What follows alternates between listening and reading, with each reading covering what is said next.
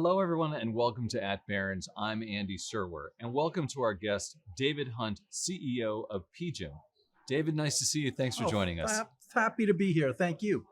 So why don't you start off by telling us a little bit about the history of PGIM and its connection to Prudential and the branding and what your company does? So PGIM is one of the largest active asset managers in the world. We manage about $1.2 trillion With a T. Around the world, and we manage it across a broad range of both public and private asset classes. The business originally grew out of Prudential Financial, the U.S. firm, insurance operations. But about 30 years ago, it was actually taken out of the insurance company and set up as a separate operation with the mission to really build a big third-party business. So today, most of our fees come from third-party investors. We still obviously manage a great deal of the general account. And to your point about brand, PGIM is a fairly young brand. It's really started in 2016, and it grew out of our efforts to truly globalize the business. But as you may know, in many parts of the world, we can't use the word Prudential because it belongs to Prudential PLC. So PGIM was a name that we could use right around the globe to designate the global investment management business. Right. And the British Prudential has nothing to do with the American Not- Prudential. nothing- They were nothing never to do. connected. They were never. Well, apparently there was a discussion back in 1870 or something about could I use the Prudential name over in the colonies? And John Dryden, our founder, was given permission to use it at that point. And of course, no one foresaw that it would cause any confusion back then. And why did the powers that be at that time maybe it was you, see fit to take the PGIM business out of Prudential? So that was done well before I was actually, it's kind of two CEOs ago. There's only been four CEOs of PGIM, but kind of two ago. And the reason really was that, the John Strangfeld, who was the CEO at that time, believed that in order to be a really great investor, you needed to invest third-party capital. And that was the true kind of market test for talent and for returns. And so he believed that that was necessary to build a world-class operation. What are the themes that are driving your view of the market, say, for the balance of 2023 and for 2024? So I would say that there are two big themes that we spend a lot of time on. One, I would say, is the kind of fairly well-known questions of where are we in the market cycle? Will we have a hard or a soft landing? And for us, we're pretty clear that we think at this point that the U.S. economy is quite strong. That will cause the Fed to need to raise rates and keep them higher for longer than it's priced into the market right now. So we would say the markets on that basis are a bit too optimistic. But the other area that we're spending a lot of time on is what I would say are risks which the market doesn't handle very well. And those are low probability events, but which can have major implications. Russia. What happens if Putin really does find himself in a corner?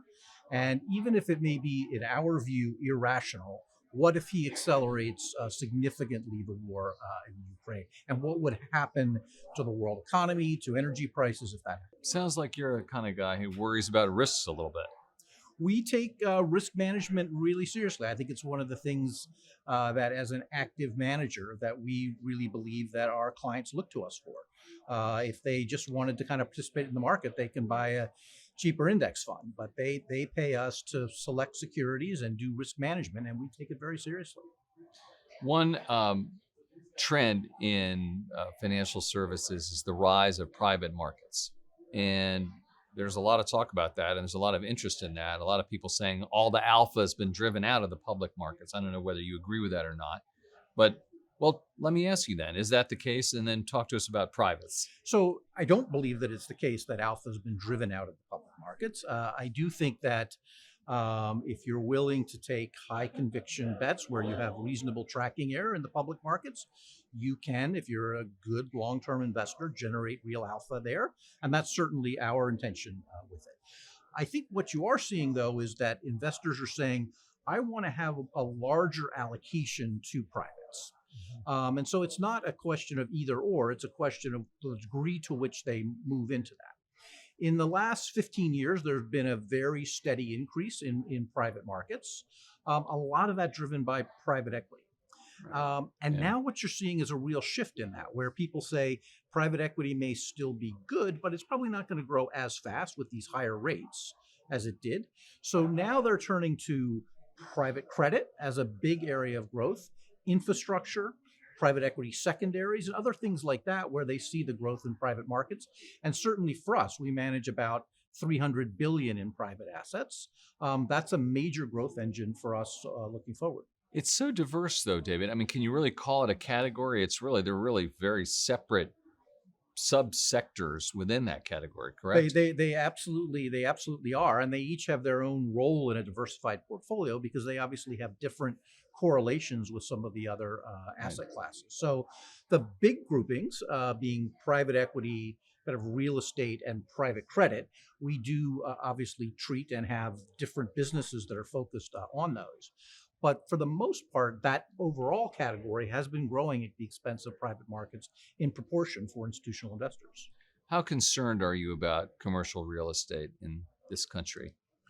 So, without a doubt, I think commercial real estate is going to come under some pressure. But I think in many people's minds, commercial real estate equals office. And I think it's really an important thing to say that actually there are many food groups within real estate, and multifamily is doing extremely well. Industrial is doing very well. You know, we actually have seen hotels rebound faster than any of us would have imagined. And so retail continues to struggle, and office is now having a real repricing, and that's where a lot of the focus is, as it should be. But let's not overweight to that because there's plenty of other areas. For us, a lot of the specialty areas like data centers, infrastructure Hmm. are actually seeing a lot of interest. Senior housing, seeing a lot of interest from both institutional and retail investors. Did you ever get into crypto? See, I'm using the past tense almost. So I think that my appearance at Milken 4 years ago, when from the main stage I said that crypto was not an asset class for any fiduciary, and that it did not pass the test of either having a store of value, a good regulatory system, or a stable correlation to other asset classes. So it was 0 for 3 for a fiduciary. Probably got me the most hate email that I've had from any speech that I've given here at Milken, but I stand by every word of it today. It looks pretty good now, I'll tell you that. Um, I want to ask you about globalization. There's a big trend right now, David, and it's been going on for a few years. It's one of the big trends of our times, deglobalization. And the question is that a blip or is this going to be something we're dealing with the rest of our lives? So we don't believe that deglobalization either is happening or will happen. Actually, global trade flows are very, very strong today. What we are seeing, though, is that the wave of globalization that we have now and we will have in the future is very different from what we had over the last 20 years, where it was very much a China story. It was very much a trade of in goods story. And now what we're seeing is that it's a regional story and it's much more fragmented across countries. You know, whether or not it's what's happening in Indonesia or Vietnam or Mexico, you're seeing a lot more regionalization of flows and much less of a dependency simply on one country. And that fragmentation actually, I think, will make this range of globalization more stable and less reliant on any particular country going forward. But we haven't really seen a drop in it, and we don't expect to going forward. Then what are we to make of China? And how do you foresee the relationship between the United States and China playing out? Well, I certainly think on some of the traditional areas where we've seen the focus being on trade and security, I think that we're probably not going to see much improvement in the relationships between the countries. But the area that we are most focused on is on technology. It's very clear that the U.S. government has changed its policy on technology, and that between export controls and some of the other Department of Justice, like the CFIUS regulations, we're getting a lot more scrutiny of what should actually be done in this country. And that is the one where I think the risks of an escalation, should China respond to a lot of that, Mm. it is real. And I completely agree with Secretary Yellen when she said that, it is not in the world's interest or in China's interest or in ours to have a decoupling of our economies. And we sincerely hope that that doesn't happen. Shifting gears a little bit, David, you run a very large, complex organization. How do Yes. you manage that? And what do you see as the drivers of your success? And how do you measure success? So I think that one of the great things about being a large firm in this environment is that there are real economies of scale that happen, and we're seeing more and more of the larger firms actually doing better than smaller firms. Um, and one of the reasons for that is that we offer such a wide range of investment strategies to our clients. And in an environment like this, where for the last 18 months, public securities have really taken it on the chin, but we have a big privates business, and so that's actually done reasonably well. My guess is, in the next 2 years, real estate may have a little more difficulty, but you know what? Fixed income is going to come roaring back once we actually see a top out in rates. So we have a balanced business model that I think really allows us much more stability than if we were smaller and more singularly focused. So that's, I think, the advantage of that model. The challenge, in some ways, is that many of our employees have not really been through a big cycle, and they look around at what's happened and the drop that we've all seen in asset levels.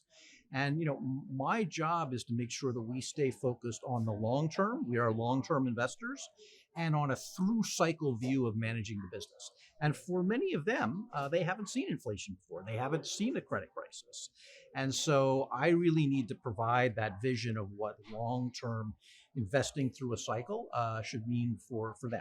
And that's what I've spent a lot more time doing than I did 2 years ago. People got to listen to the older people out there because 1966, 1982, equities went nowhere because Absolutely of right. the rates Rates climbing. really spiked. Yeah. Absolutely right. And final question, I want to ask you a little bit about the business, new competitors, fintechs coming in, trying to disrupt.